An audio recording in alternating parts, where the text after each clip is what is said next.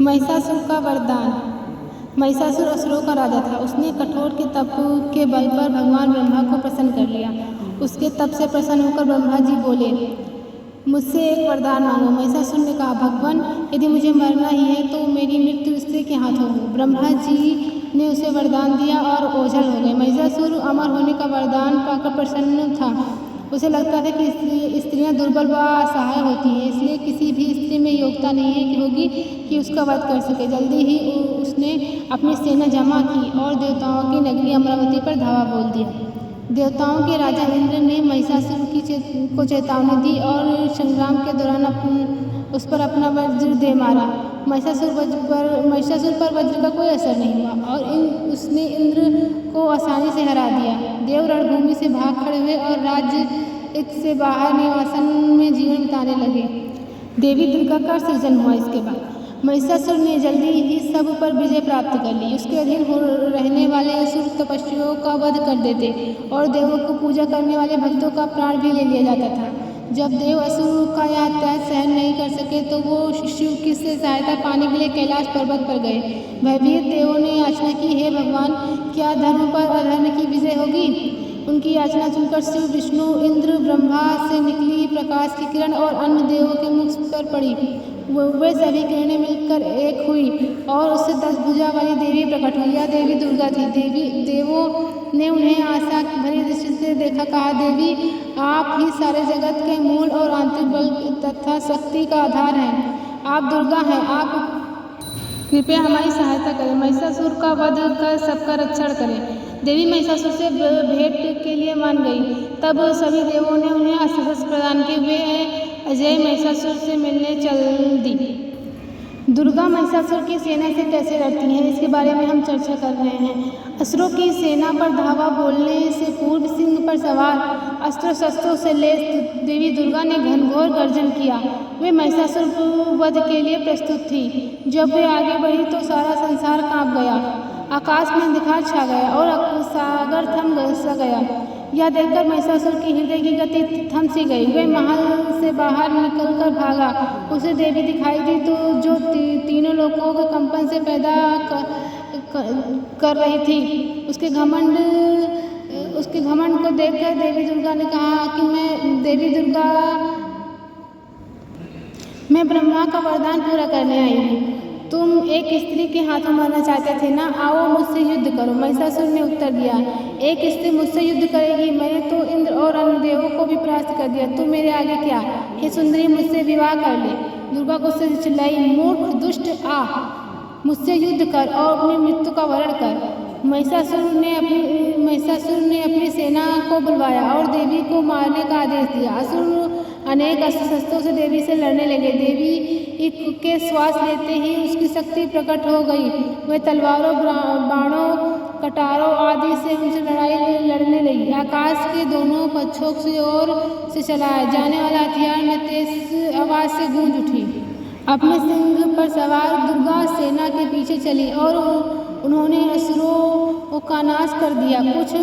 कुछ के मुख से रक्त निकल रहा था, कुछ घायल पड़े थे और कुछ असुरों के शरीर आधे कटे पड़े थे। महिषासुर गुस्से एक सीमा नहीं रही। वह बोला, मैं इस दुष्ट स्त्री और सेना को कुचल कर रख दूंगा।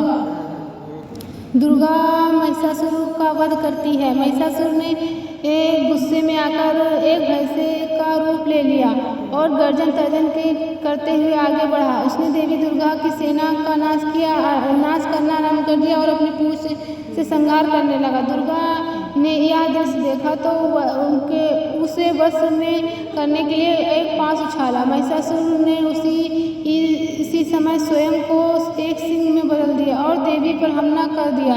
दुर्गा ने अपने त्रिशूल से सिंह के सर को काट दिया। महिषासुर फिर से असली रूप में आ गया और धावा बोला। फिर वह एक हाथी में बदल गया और अपने सूंड से दुर्गा के मुंह पर प्रहार किया। दुर्गा ने अपनी तलवार से सूंड काट दी। महिषासुर फिर भैंसा बन गया और गुस्से में एक देवी की ओर आते हुए बोला, मुझे कोई नहीं मार सकता, मैं महादेव हूँ। उसे देखकर दुर्गा ने कहा, मूर्ख, शीघ्र ही उस जगह देव विजयोल्लास मना रहे होंगे जहाँ तेरा वध होगा। महिषासुर गुस्से में फिर से देवी पर लपका, परंतु दुर्गा उस पर छलांग लगाकर उसको नीचे दबा दिया और मुक्त होने के लिए हाथ पैर मार रहा था। वह कि आधा शरीर भैंसे का और आधा शरीर मनुष्य का था। दुर्गा ने अपनी तलवार से सिर काट दिया, असुर का वध हो गया। ज्यों ही उसका सिर धरती पर गिरा, असुर की सारी सेना भी नष्ट हो गई। ये विजयी दुर्गा को देख देव चिल्लाए, दुर्गा दुष्टों की हंता, हम आपके आभारी हैं देवी, इसी तरह हमारा रक्षा करती रहें। दुर्गा ने उत्तर दिया, जब मेरी आवश्यकता होगी मैं अवश्य आऊँगी। अंबिका के आगे विवाह का प्रस्ताव जब आया तो दुर्गा में अंबिका जो थी उन्होंने क्या कहा उसके बारे में हम चर्चा करते हैं। कुछ समय के बाद दुष्ट असुर वापस आए और फिर स्वर्ग पर हमला कर दिया। असुरों का राजा शुभ देवताओं को सताने लगा और इंद्र सहित सभी देवों को स्वर्ग से निकाल दिया और सब कुछ अपने वश में कर लिया। शुभ के सेनापति चंडमुंड देवों का पीछा करके यह देखने लगे कि वो कहाँ जा रहे थे। देव हिमवत पर्वत पर गए और दुर्गा देवी से प्रार्थना की, देवी धर्म की रक्षा और जगत का प्रकाश शुभ और उसकी सेना ने नाश करके धर्म की स्थापना की। देवी दुर्गा अंबिका के रूप में हिमवत पर प्रकट हुई और देवों की प्रार्थना सुनी। चंडमुंड भी वहीं आ गए। उन्होंने देवी की परवाह नहीं की और उन्हें अंबिका दिखाई दी। अंबिका की सुंदरता से मोहित चंडमुंड को लगा कि उनके राजा के साथ अंबिका का विवाह होना चाहिए। वे उनके पास जाकर बोले, तीनों लोकों में महान राजा शुभ असीम संपदा के स्वामी, मैं आपसे विवाह करना चाहते हैं। अंबिका से क्या चंडमुंड ने कहा। अंबिका ने कहा, यह इतना सरल नहीं है। मैं संकल्प में बंधी हूँ जो मैंने बहुत पहले ही लिया था। मैं केवल उसी से विवाह करूंगी जो युद्ध में मुझे हराकर मेरा घमंड तोड़ेगा। चंडमुंड ने उत्तर दिया, आज उस महान असुर से युद्ध करना चाहती हैं। वे स्त्री विवेकशील बनो, हमारे स्वामी के आगे आत्मसमर्पण कर दो। अंबिका ने उत्तर दिया, मैं मूर्ख हूँ परंतु क्या करें, अपने संकल्प में बंधी हूँ। चंडमुंड ने अपने स्वामी के पास वापस आए और बोले, अंबिका के हठ और हास्यप्रद संकल्प के बारे में कहा। शुभ अंबिका की युद्ध की इच्छा पूरी करने के लिए मान जाता है। वह अपने सेनापति धूम्रलोचन को आदेश देता है कि अंबिका को उस महल में ले आए और जो भी कोई बाधा दे उसे नष्ट कर दे। धूम्रलोचन 60,000 असुरों की सेना सहित अंबिका से मिलने गया और बोला, हे स्त्री, हमारे साथ आओ, हमारे स्वामी शुभ तुम्हारी प्रतीक्षा में है। यदि तुम स्वयं नहीं चलोगी तो मैं जबरन उठा ले जाऊंगा। अंबिका ने भयभीत होने का दिखावा करते हुए उत्तर दिया, मैं तो शक्तिहीन अबला हूँ, कृपया मुझे क्षमा कर दे। असुर ने अंबिका से कहा कि वह शुभ से विवाह कर ले, परंतु वे अपनी शर्त दोहराती हैं। यह सुनकर धूम्रलोचन अपनी तलवार लेकर उनके पीछे दौड़ता है। इस दौरान अंबिका ने असुर से क्रोधित हुए मुख में हम की ध्वनि निकाली और अगले क्षण में वह भस्म हो गया। असुरों के सेनापति को भस्म देखा तो वो प्राण बचाकर असुर भी भाग गए। चंडमुंड ने उन्हें रोकना चाहा और हमें इस दुष्ट स्त्री को पकड़ने का आदेश दिया गया था।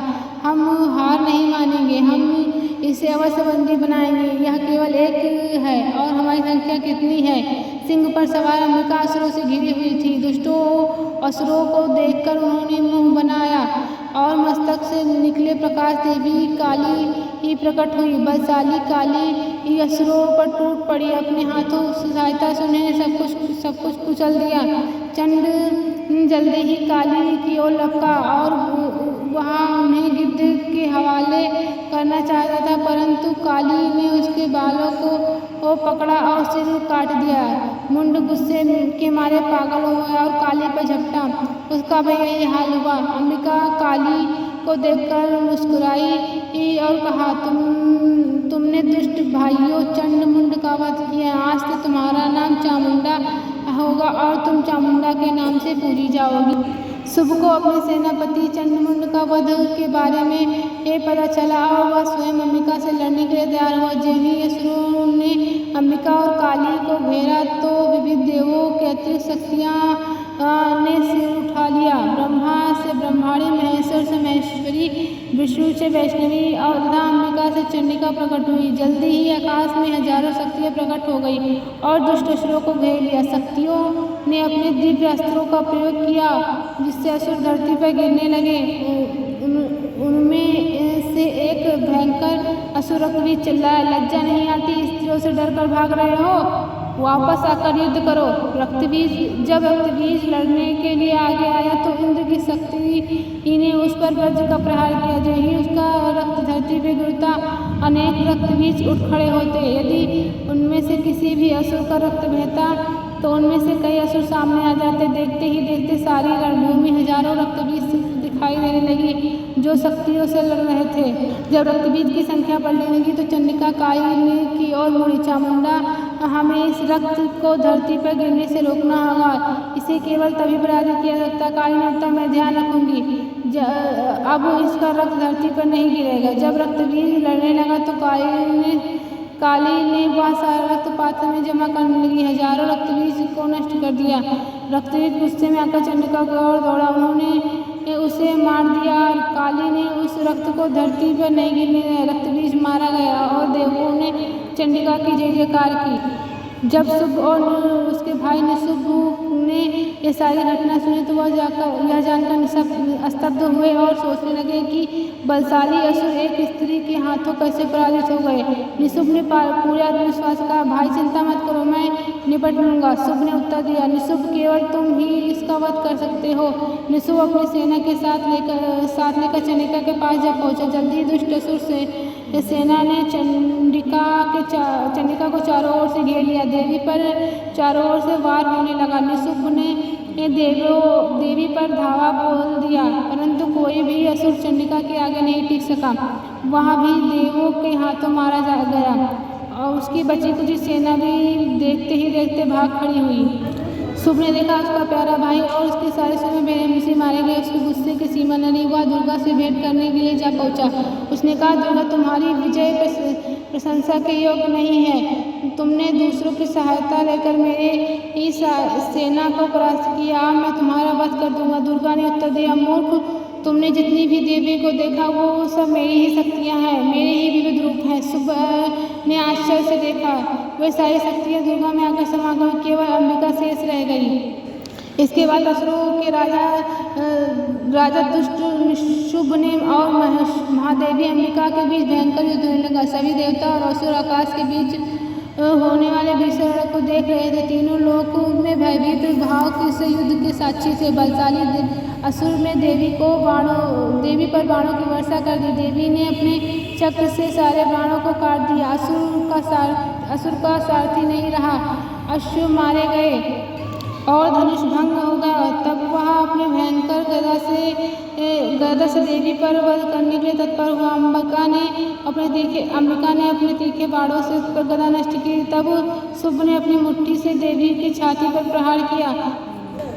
देवी ने अपनी हथेली से उसकी छाती पर दे मारा। असुर घायल धड़ाम से आवाज करते धरती पर गिर गया, परंतु वह फिर से उठा और आकाश के बीच पुनः युद्ध करने लगा। अचानक चंडिका ने अपने भोले से अपनी छाती चीर दी उसकी और शुभ निर्जीव धरती पर गिरकर पड़ा गया।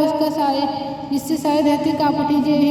दुष्ट शुभ मारा गया। आकाश साफ हो गया और चारों ओर खुशी की लहर छा उठी। इंद्र, अग्नि, अन्य सभी देवता चंडिका की प्रशंसा करने लगे। दुष्टों की हंता जगत माता दुर्गा, आपको हम सबका प्रणाम।